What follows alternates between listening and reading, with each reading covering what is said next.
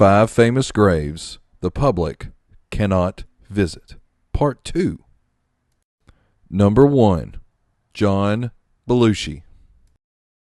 Born in Chicago, Belushi, as he got older, started his own comedy troupe with Tino Insana and Steve Buscemi called the West Company Trio. After being discovered by Bernard Shalins, he performed with the Second City, and that's where he met Dan Aykroyd, Brian Dole Murray, Bill Murray's brother, and Harold Ramis. In 1975, Belushi was recommended to SNL creator and showrunner Lorne Michaels by Chevy Chase and Michael O'Donoghue, who accepted Belushi as a new cast member of the show after an audition. He developed a series of characters on the show that reached high success, including his performance as Henry Kissinger and Ludwig von Beethoven. Belushi's Albanian ancestry lent itself to his Olympia restaurant sketch, in which he sold nothing but cheeseburgers, potato chips, and Pepsi. After his breakout film role as John Belarski in National Lampoon's Animal House, Belushi appeared in films such as 1941, The Blues Brothers, and Neighbors. He also pursued interest in music, creating with Aykroyd, Lou Marini, Tom Malone, Steve Cropper, Donald Duck Dunn, Paul Schaefer, and the Blues Brothers, from which the film received its name. In his personal life, Belushi struggled with heavy drug use that threatened his comedy career. He was dismissed and rehired at SNL on several occasions due to this behavior. Belushi had managed to refrain from drug use for a brief period of time in 1981, but severely relapsed during the production of Neighbors. Less than 4 months after the shoot, the day before he died, he visited his longtime manager, Bernie Brillstein, and asked for money. Bernie declined and strongly suspected that Belushi wanted the money for drugs. Later that day, when Bernie had another visitor, Belushi returned again and asked for more money. Bernie complied, reluctant to rebuke Belushi in front of another person. In the early morning hours of the day of his death, Belushi was visited separately by his friends, Robin Williams, Robert De Niro, and as well Catherine Evelyn Smith. At approximately 12 p.m. on Friday, March 5th, 1982, Belushi's fitness trainer and occasional bodyguard, Bill Wallace, arrived at Belushi's bungalow at Chateau Marmont to deliver a typewriter and an audio cassette recorder because Belushi had requested them the previous day. Wallace found Belushi dead, with no one else present in the bungalow. The cause of death was combined drug intoxication involving cocaine and heroin, a drug combination known as a speedball. Belushi's wife arranged for a traditional Orthodox Christian funeral that was conducted by an Albanian Orthodox priest.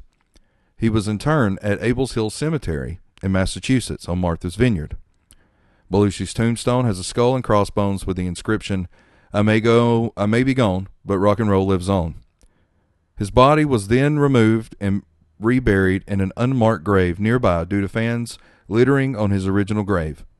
His mother's tombstone at Elmwood Cemetery in Illinois has Belushi's name inscribed on it and thus serves as a cenotaph. Number 2. Steve Irwin. As a young child, Steve Irwin became involved with the park in a number of ways, including taking part in daily animal feedings as well as care and maintenance activities. On his 6th birthday, he was given a 12-foot python. He began handling crocodiles at the age of 9 after his father had educated him on reptiles from an early age. At the age of 9, he wrestled his first crocodile, again under his father's supervision. Irwin took over management of the park in 1991 and renamed it Australia Zoo in 1998. As all newlyweds do, Steve and his wife Terry spent their honeymoon trapping crocodiles together. Film footage of their honeymoon taken by John Stanton became the first episode of The Crocodile Hunter. The Crocodile Hunter soon became successful in the U.S. and the U.K. and over 130 other countries, reaching 500 million people. Irwin's exuberant and enthusiastic presenting style, with his broad Australian accent, signature khaki shorts, and that catchphrase, after The Crocodile Hunter ended, Irwin went on to star in other Animal Planet documentaries, including The Croc Files, The Crocodile Hunter Diaries, and New Breed Vets.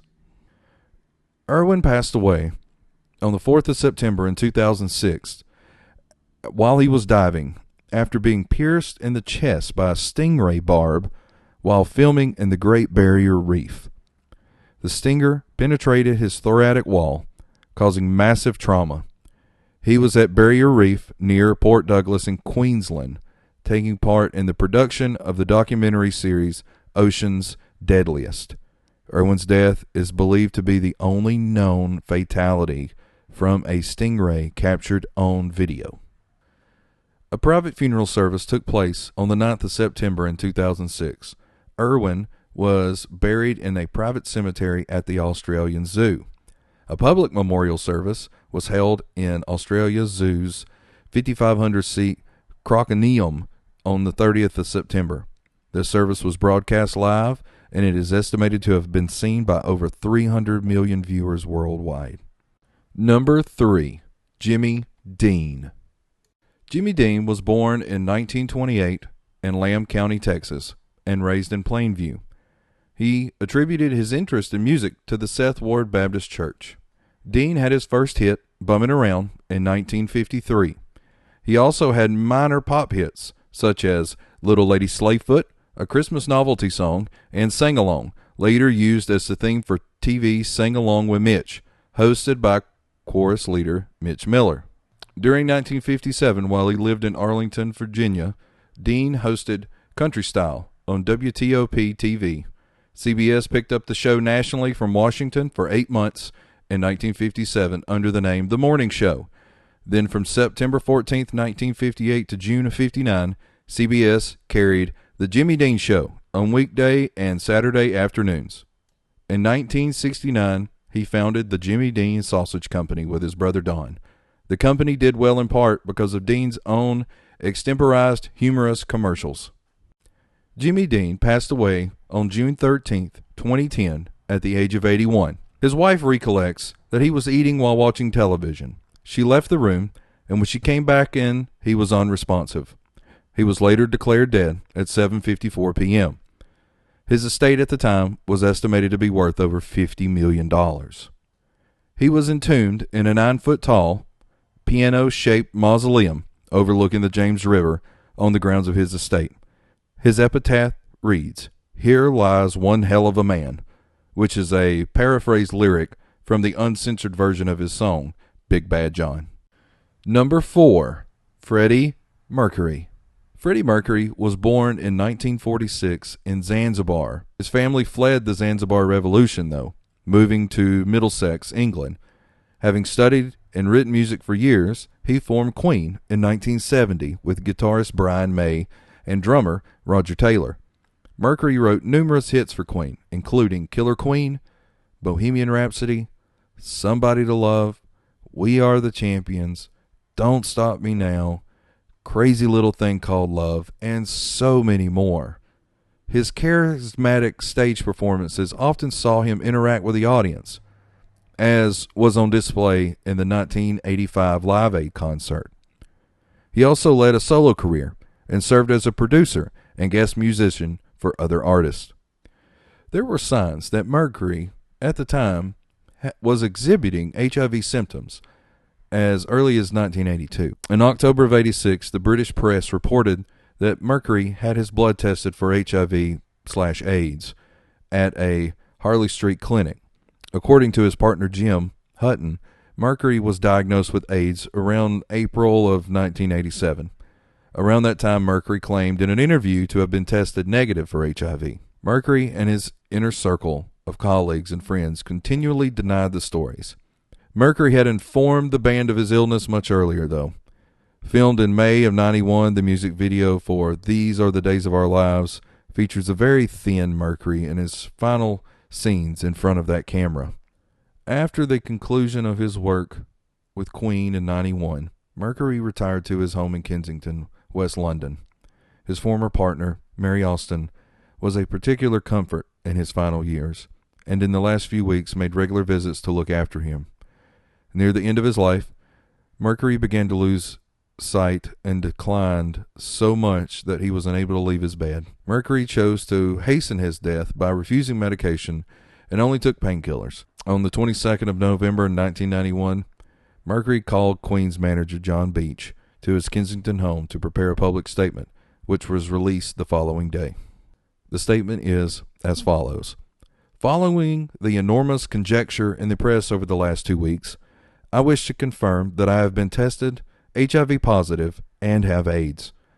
I felt it correct to keep this information private to this date to protect the privacy of those around me. However, the time has come now for my friends and fans around the world to know the truth, and I hope that everyone will join me, my doctors, and all those worldwide in the fight against this terrible disease. My privacy has always been very special to me, and I am famous for my lack of interviews. Please understand this policy will continue. On the evening of November 24th, 1991, about 24 hours after issuing the statement, Freddie Mercury passed away at the age of 45 at his home in Kensington. The cause of death was bronchial pneumonia resulting from AIDS. Mercury's close friend, Dave Clark, of the Dave Clark 5, was at his bedside vigil when he died. Austin phoned Mercury's parents and sister to break the news, which reached newspaper and television crews in the early hours of November 25th. Mercury's funeral service was conducted on November 27th, 1991, by a priest at West London Crematorium, where he is commemorated by a plaque under his birth name. In accordance with Mercury's wishes, Mary Austin took possession of his cremated remains and buried them in an undisclosed location. The whereabouts of his ashes are believed to be only known to her, who has said that she will never reveal them. Number 5. Princess Diana. Princess Diana, also known as the Princess of Wales, was born into the British nobility and grew up close to the royal family. In 1981, while working as a nursery teacher assistant, she became engaged to Prince Charles, the oldest son of Queen Elizabeth II. Their wedding took place at St. Paul's Cathedral in 1981 and made her Princess of Wales, a role in which she was enthusiastically received by the public. They had 2 sons, William and Harry, who were then second and third in the line of succession to the British throne. Diana's marriage to Charles suffered due to their incompatibility and extramarital affairs. They separated in 1992. Soon after the breakdown of their relationship became public knowledge, their marital difficulties became increasingly public, and they divorced in 1996.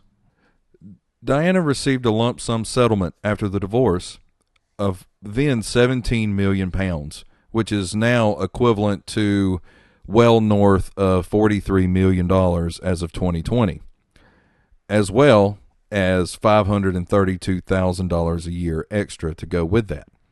The couple then signed a confidentiality agreement that prohibited them from discussing the details of the divorce or their married life.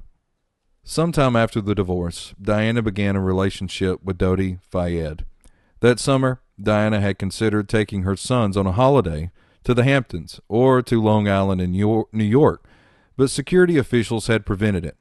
After deciding against a trip to Thailand, she accepted Fayed's invitation to join his family in the south of France, where his compound and large security detail would not cause concern to the Royal Protection Squad. On August 31st, 1997, Princess Diana passed away in a car crash in the tunnel in Paris while the driver was fleeing the paparazzi. The crash also resulted in the deaths of her companion Dodi Fayed and the driver, Henry Paul, who was the acting security manager at the hotel. Diana's bodyguard, Trevor Rees-Jones, survived the crash, however. After all the dust settled, her funeral was televised on September 6th, which was watched by British television audiences. I know this is breaking character, but if you watched that event, leave a comment in the description, because I want to know how many people watched it. Rewritten in tribute to Diana, Candle in the Wind, 1997, was performed by Elton John at the funeral service. The burial took place privately later the same day. Diana's former husband, sons, mother, siblings, a close friend, and a clergyman were present. Diana's body was clothed in a black long-sleeve dress designed by Catherine Walker, which she had chosen some weeks before. A set of rosary beads that she had received from Mother Teresa was placed in her hands. Diana's grave is on an island within the grounds of Anthrop Park, the Spencer family home for centuries. The original plan was for Diana to be buried in the Spencer family vault at the local church in nearby Great Brighton. But Lord Spencer said he was concerned about public safety and security and the onslaught of visitors that might overwhelm Great Brighton. He decided Diana would be buried where her grave could easily be cared for and visited in privacy by William, Harry, and other relatives.